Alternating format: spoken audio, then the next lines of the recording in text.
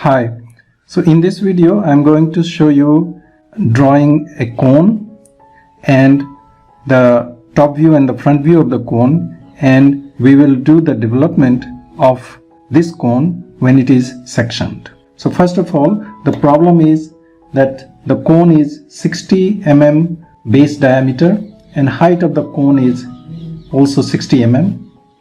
It is sectioned by a plane which is 30 degrees to the horizontal and cuts the axis of the cone into half. So the sectioning plane passes midway through the cone. So let's imagine this way. For example, this is a cone. So the diameter of this base of the cone is 60 mm and height is also 60 mm, and the cutting plane passes through cuts the axis of the cone into half. So first we will draw the top view and the front view of this cone. So let's draw the reference line.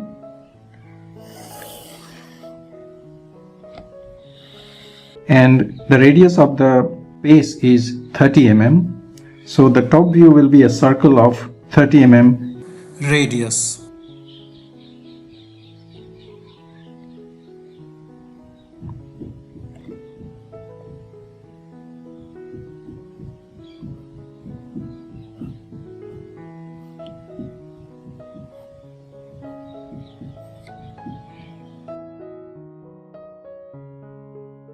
So on this we can draw 30 mm radius circle.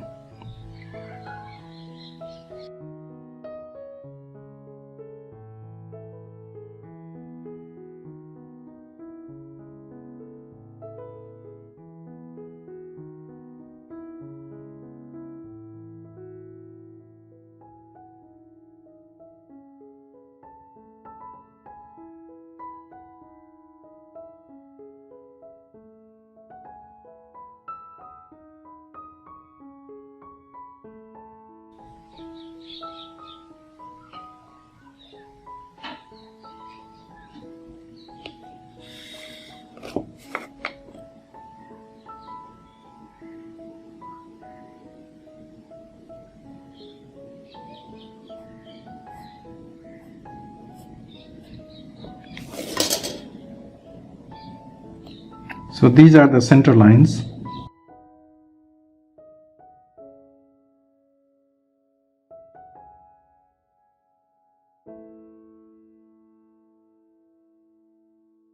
So we will also complete the center line for the front view.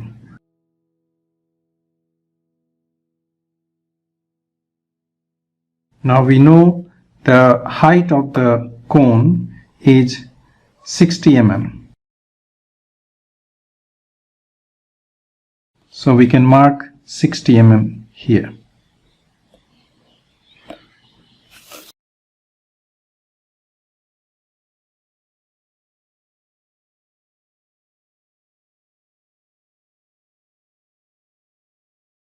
So we can complete the front view of this cone. Now we should divide this top view into 12 parts. So for dividing into 12 parts, we can take this radius on this compass and cut this way.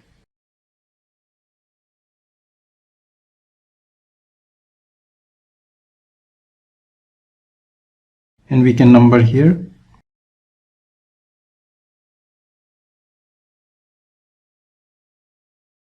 So these are the 12 parts, and now let's project them to the front view.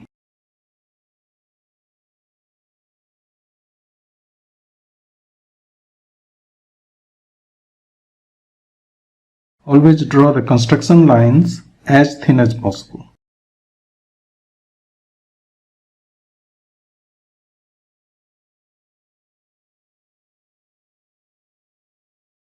So we can write here these projections.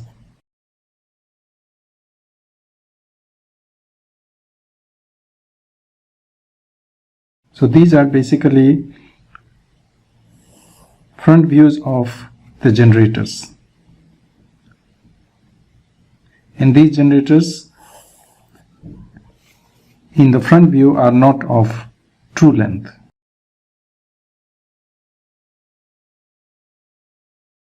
So for example, generator 08, the length of generator 08 is not the true length, but generator 07 is true length and generator 01 is also true length. So all other generators are not true lengths. So now we will show the section plane, and section plane cuts the cone at 30 degrees to the horizontal, and it divides the axis into two halves.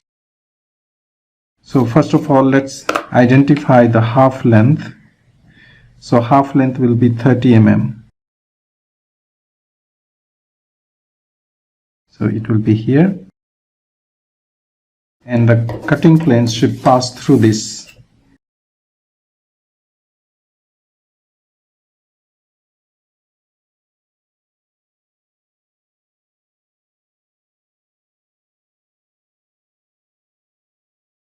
So this is the cutting plane.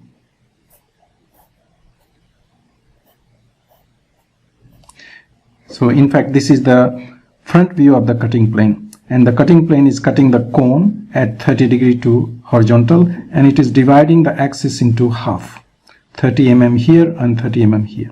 So now we will develop this cone and show the cut part of the cone. So development of the cone is something like this. So if we have this cone, and for the development what we are doing is we are opening up the cone in this way. So this is what we want to do. So this opened up cone has got this arc with certain curvature, and this is angle that we have to find out. So the very first thing we will do is we will extend this O1 little bit to the right, and we will start the development from there. So to do that, first let's extend this point O. So now we will draw a parallel line parallel to this generator, the extreme generator. So we will draw a parallel line here.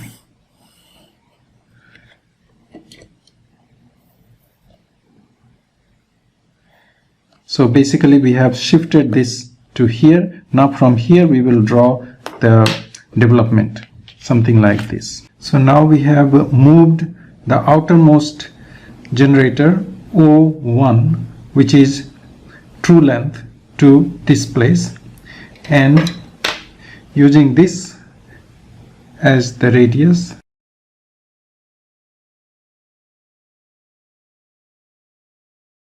now we can draw this big arc.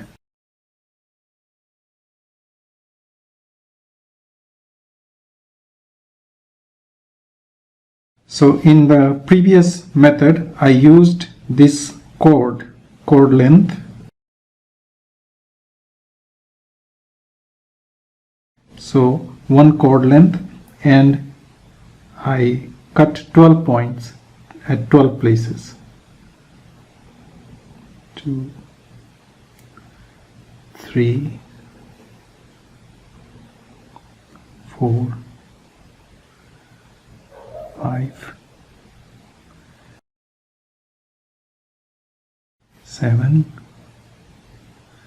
8, 9, 10.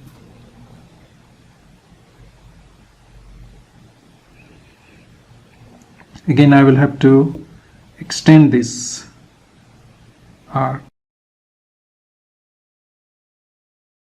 1, 2, 3, 4, 5, 6, 7, 8, 9.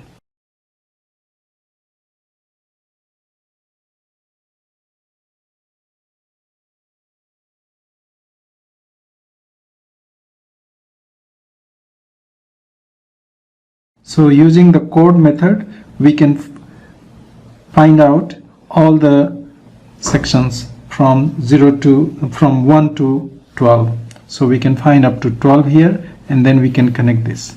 But in this method there is a small error, because when we take the chord, it is not same as the arc, but here we are supposed to measure arc, so therefore we will get little smaller section, and that's why this method can give some error. So today, instead of chord method, we will calculate the angle first, and for that we can do a small calculation. So the angle, this angle, which is basically when this cone is opened, then the angle that is formed here.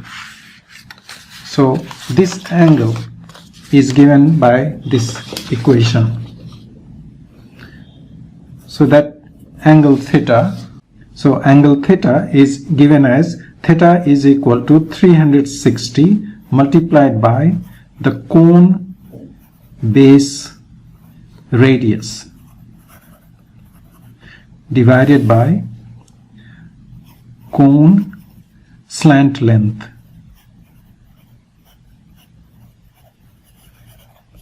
So the base radius is this one and slant length is this one, O1, the true length. So for this we can use the equation of the triangle, because this is a right angle triangle here, and we know 110, this is in our case this is the height of the cone, which is equal to 60 millimeter, and this one is 30. So this is basically a right angle triangle where this is 60 and this side is 30. So therefore the slant height, this one, will be equal to under root 60 square plus 30 square, which is equal to about 67. So this cone slant length is 67.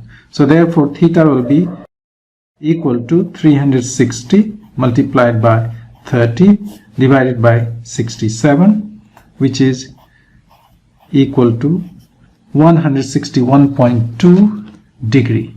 So the total angle here, it should make 161.2 degree. That means this angle.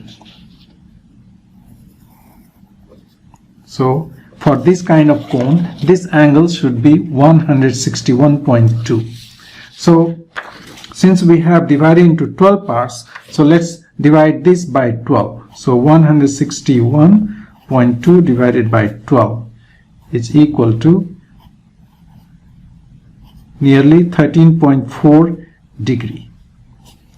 So total angle is this one, and 1/12 of that angle is 13.4. So in this method, what we will do is, first we will, for one section, we will make 13.4 angle here. So now we have to be very careful in measuring angle, because we have got to measure 13.4. So from here, this is 10 and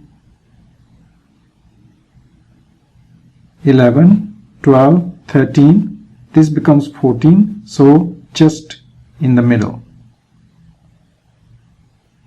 So this is 13.4 degree angle.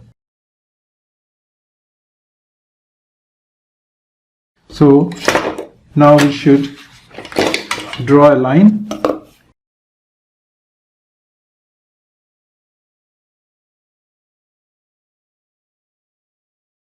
So now this is one section out of the 12 sections. So there will be 12 of this. So now what we will do is, now we can use this chord. Now you can see that this is slightly more than the chord which we measured.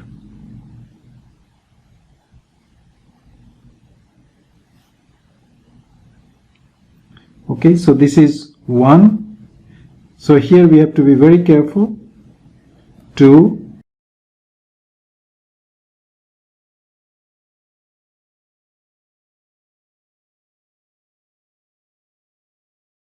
3,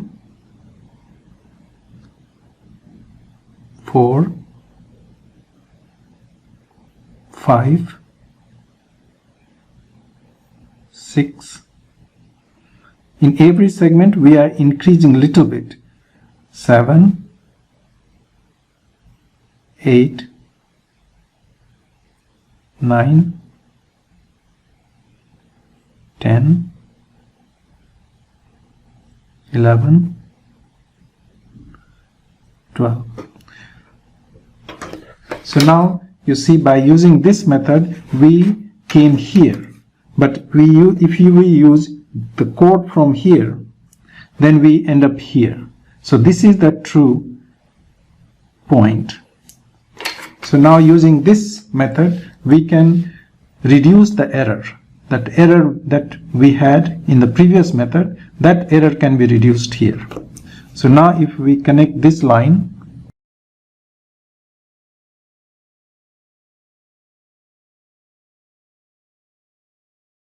so this is the development of the cone which has not been cut yet.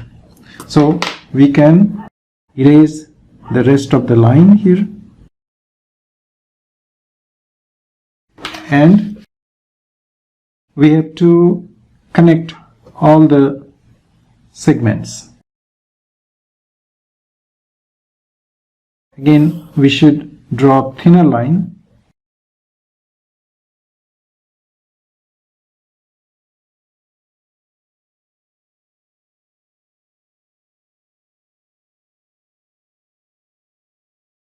See, I am connecting to the line ahead because this is the one which we have just now found out.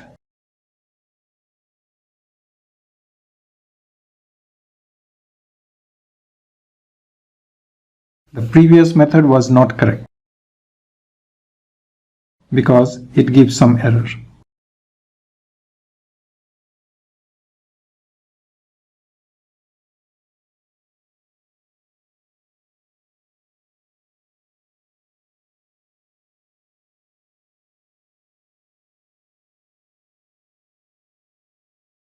So this, we have divided this whole cone into 12 segments. 1, 2, 3, 4, 5, 6, 7, 8, 9, 10, 11, 12. So now we have to find out these intersection points with each generator. So these are basically the generators. We have started with 1.1 here. So this generator is this one. O1 is the extreme generator here, which is true length here as well as here. Now here all the generators are true length.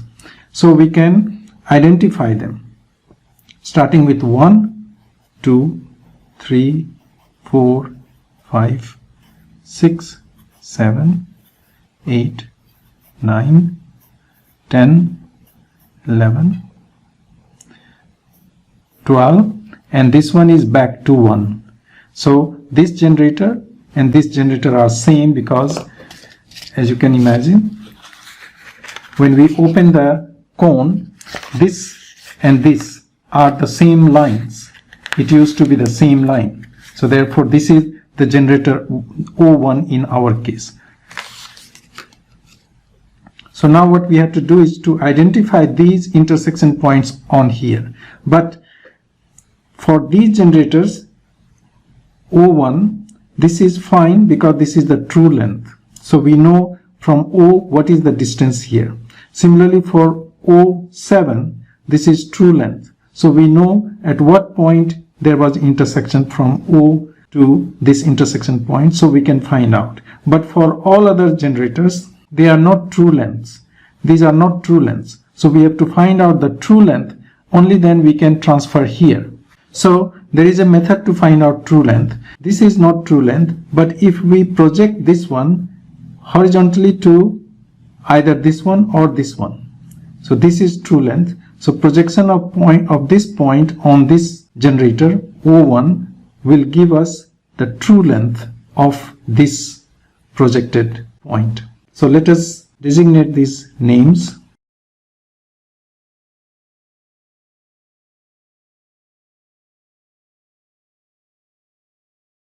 So now we will project these points onto here, and then we will find out the the actual location of those intersections on actual generators.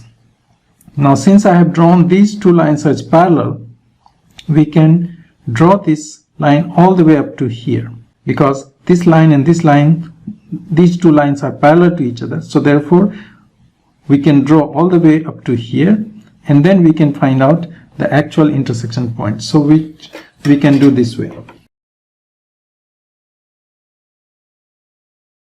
So let's do for this one 1 prime. So since this is already true length, we just project here, then this intersection point,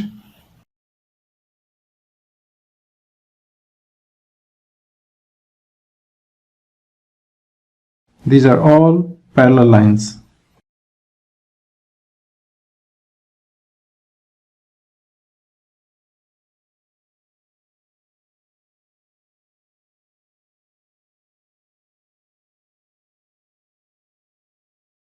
So now for 1 prime, this is here, this point is here. So we have found out the intersection point on this generator.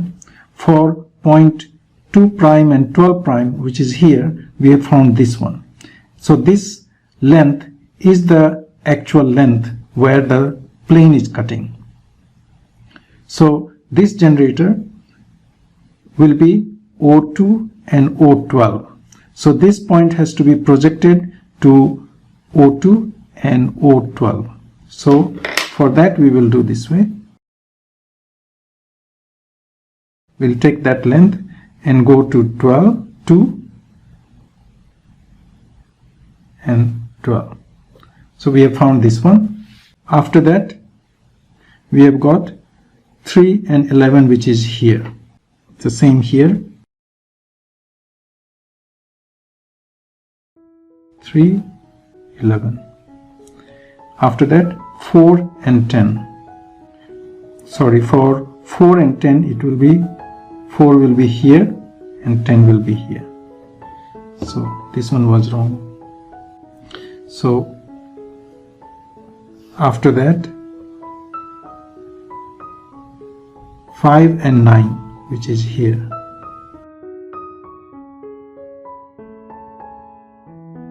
And then we have 6 and 8.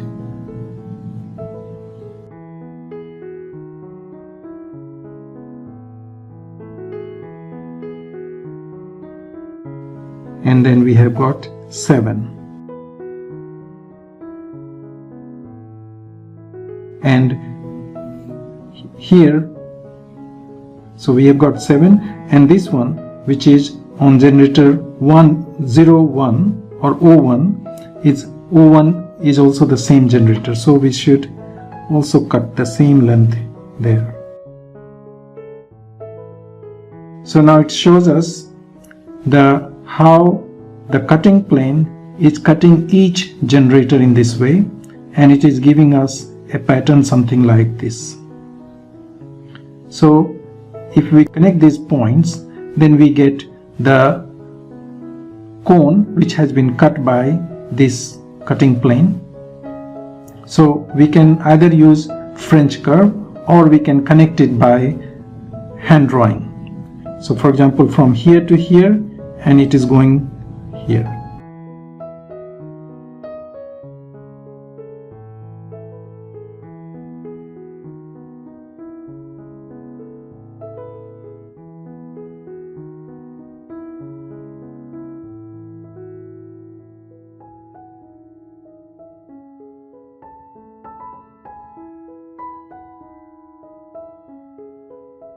So now by connecting these points, we have got the opened up cone which has been cut by a plane like this. So this is called development of the sectioned cone.